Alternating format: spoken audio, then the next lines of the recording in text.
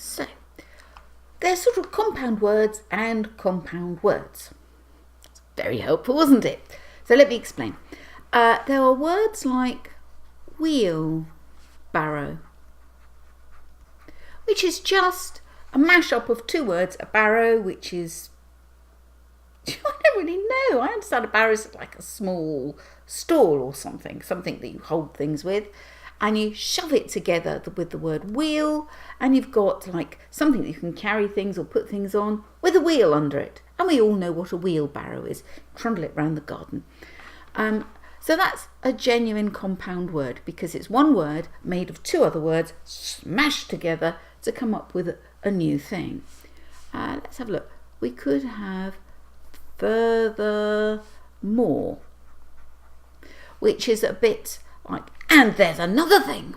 So the room was messy, the dog had been running around, there was old mops, and furthermore, the cat had weed in it. Do you see what I mean? It's the kind of like, ta-da!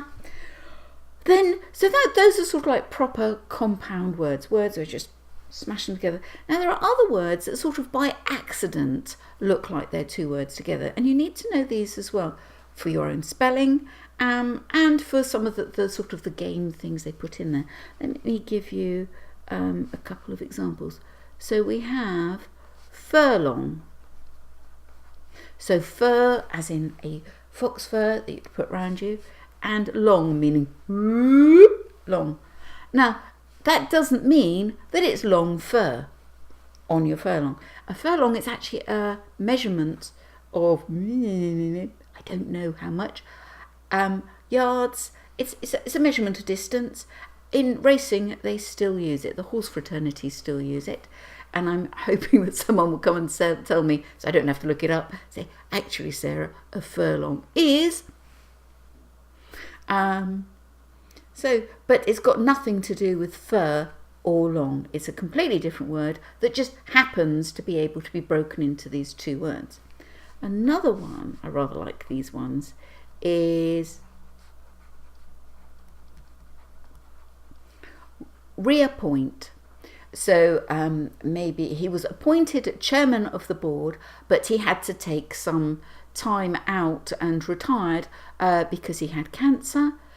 When that was cured, he wanted to work again, and he was reappointed. We will reappoint him. So that is, looking at the two words here, we've got reap and point. Point. Reap is something you do out in the fields. You reap what you sow, which means you harvest that which you have started off. So supposing you started off being very rude to your neighbours, and they might then chop off all the branches of your tree which are going on theirs, and so you might say, well, you reap what you sow. You started that battle. Now, nobody wanted reap and point to be together. It's just that reappoint by accident gives us reap and point. So it's not a compound word, but it is two words that if you put together happen to make another word.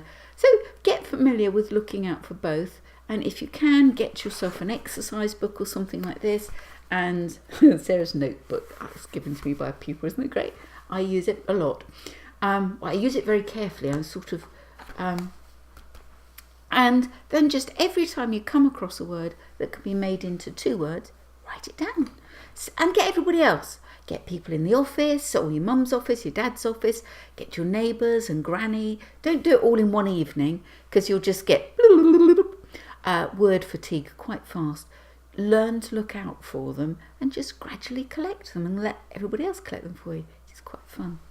See you soon. Have a lovely day.